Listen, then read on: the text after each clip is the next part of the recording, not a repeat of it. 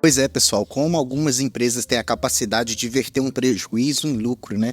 Vamos conversar sobre o Nubank hoje. Eu achei que isso ia demorar bastante tempo, né? Alguns trimestres atrás, naquela onda de prejuízos que a Nubank ia dando, e eu ficava meio cético, pensando que esse banco talvez nunca renderia nada na bolsa de valores, né? E ele vem mostrando resultados absurdos de crescimento.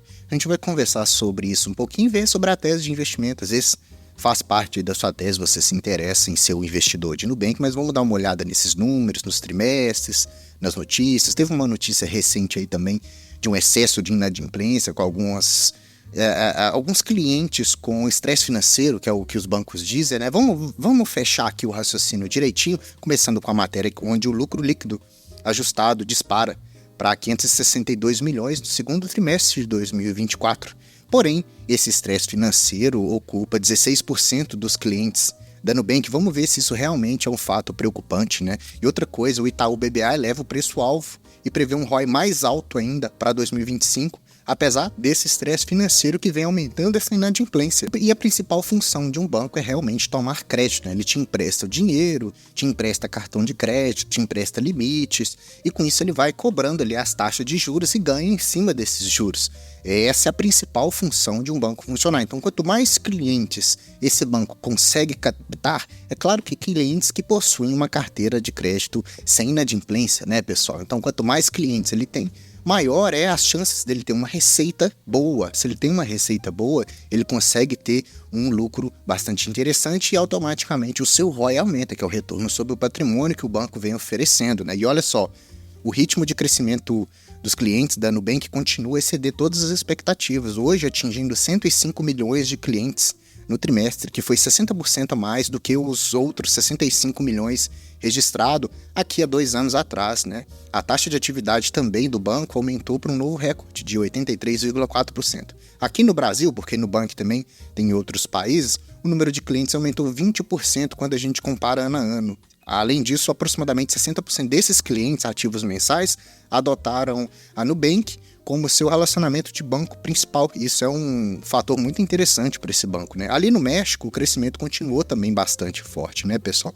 Com as adições líquidas aí de 1,2 milhão de novos clientes no trimestre, atingindo um total de 7,8 milhões de clientes no final também desse último trimestre, o segundo trimestre de 2024, né? Então eles visam que esse sucesso valida aquela estratégia dele de aumentar os rendimentos dos depósitos lá no México. A gente vai ver isso mais para frente, né, impulsionados aí pelos modelos de negócio que esse banco vem oferecendo. Então, além de atuar aqui no Brasil forte, né, quase todo mundo tem uma continha no Nubank, ele também quer expandir sua carteira de crédito para outros países, e é o que ele vem fazendo, né? A gente pode ver que ele cresceu 27% seus clientes ativos, né, e 87,2 milhões. Né, os clientes de pessoa física com cartão de crédito aumentou 13% também.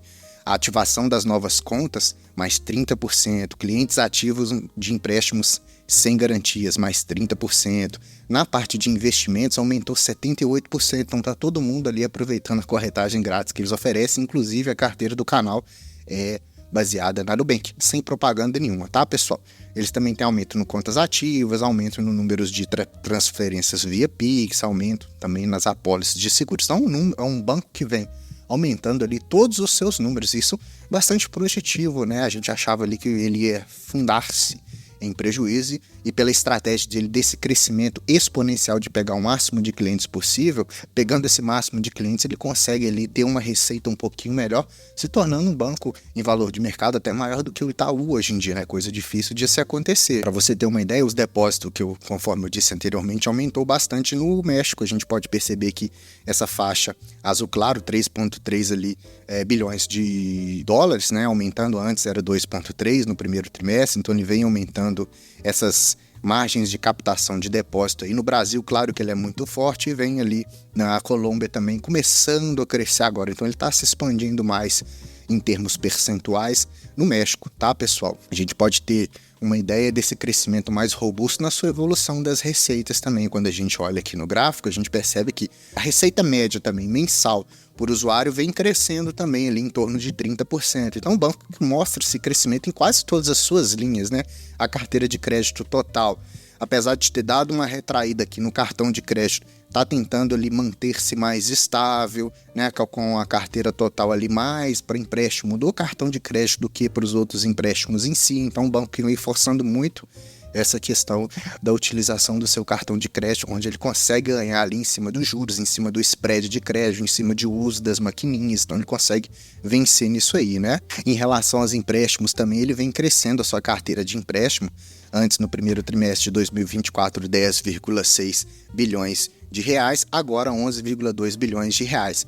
Com garantia um pouco menos, então ele empresta, ele tem grande parte dessa carteira de empréstimos sem garantia. Um ponto que a gente tem que ficar bastante atento, que é até o que originou a reportagem dos 16% dos clientes que podem estar em estresse financeiro, é a sua inadimplência. Apesar da inadimplência de 15 a 90 dias, aquela de curto prazo, ter diminuído de 5% para 4,5%, a gente vê que a inadimplência de mais de 90 dias está aumentando tri a tri. Então ele está aumentando muito, expandindo exponencialmente a sua carteira de crédito, mas com isso, o que acontece, pessoal?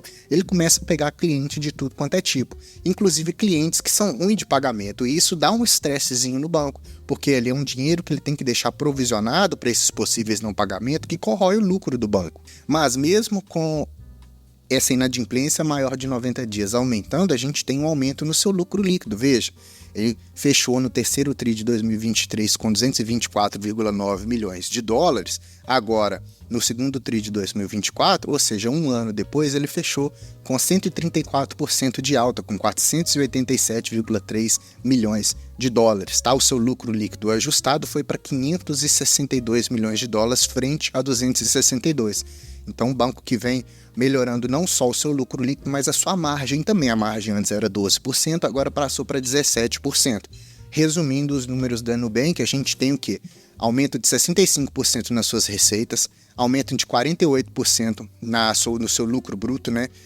O lucro líquido também com aumento de 28% e o lucro líquido ajustado 33% maior, fechando em 563 milhões de dólares, tá? Se a gente olha a longo prazo, a gente percebe que de 2020 para trás era um banco que vinha dando muitos prejuízos. Veja na tela aqui o gráfico que eu separei pra gente. Olha só, ele começa lá atrás expandindo a sua carteira de crédito, e é um banco que estava queimando muito caixa, muito dinheiro dos acionistas, queimando muito para poder expandir, que uma hora ele iria dar lucro. Muita gente não acreditou, tá?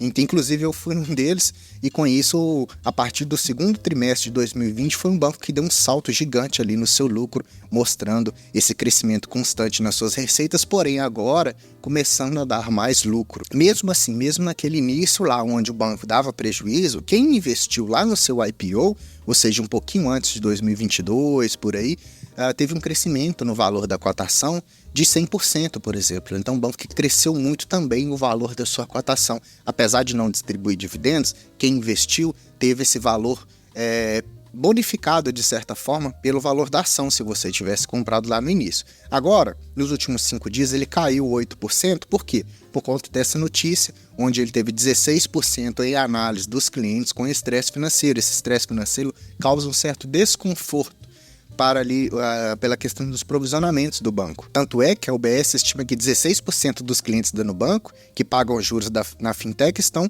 enfrentando essas situações de estresse financeiro, ou seja, dificuldade para honrar os compromissos financeiros dia a dia. Essa análise, pessoal, foi feita após o balanço da fintech no segundo trimestre, que mostrou alta de inadimplência, conforme eu disse no vídeo passado, mas uma baixa nas provisões, então um fator que chamou a atenção da casa.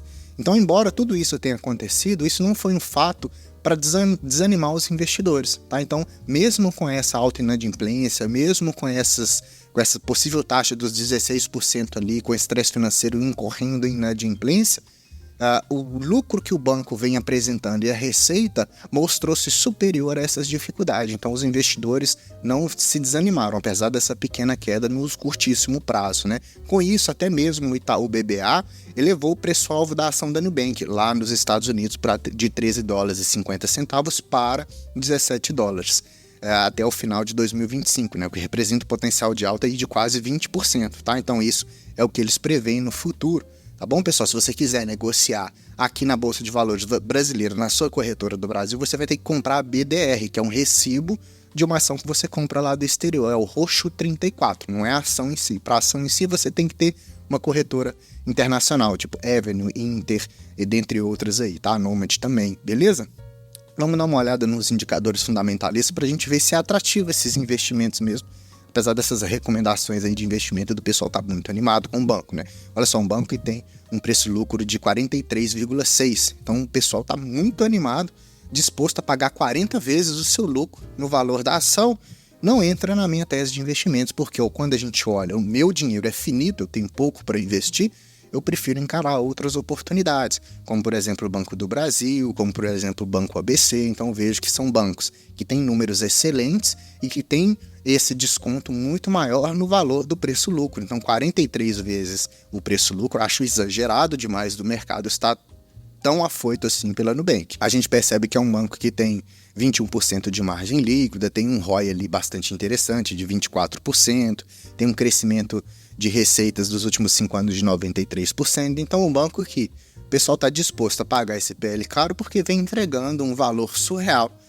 Hora ou outra ele poderá vir a pagar dividendos, aí quem acumula o máximo de ações vai conseguir receber esses proventos. Mas reforço que a sugestão de investimento aí é de cada um, vocês que têm que analisar dentro da carteira de vocês, tá, pessoal? Se a gente olha, então, desde o início do IPO em tabela de rentabilidade, a gente percebe que, comparando, né, só para a gente ter uma noção entre Nubank, Banco do Brasil e o Ibovespa, o Banco do Brasil teve uma rentabilidade melhor, de 124%, contra 26% do Ibovespa e 26% da ação da BDR, da Roxa 34, por exemplo, se você pegar de janeiro de 2022 até a presente data.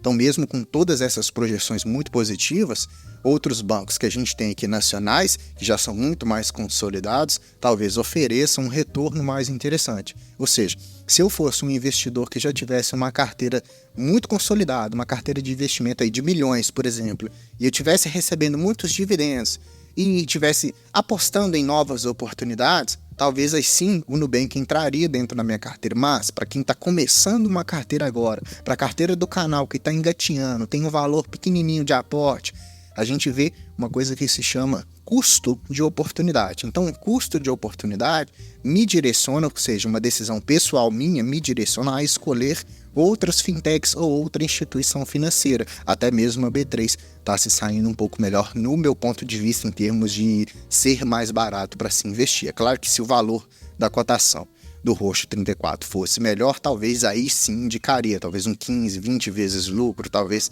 mais interessante. Então, o que acontece, pessoal? A Nubank vem aumentando a sua base de clientes no Brasil e no exterior, e com isso esperam-se aumento nas suas receitas e nos lucros consecutivamente, apesar da alta dessa inadimplência, que já é um fator esperado, né?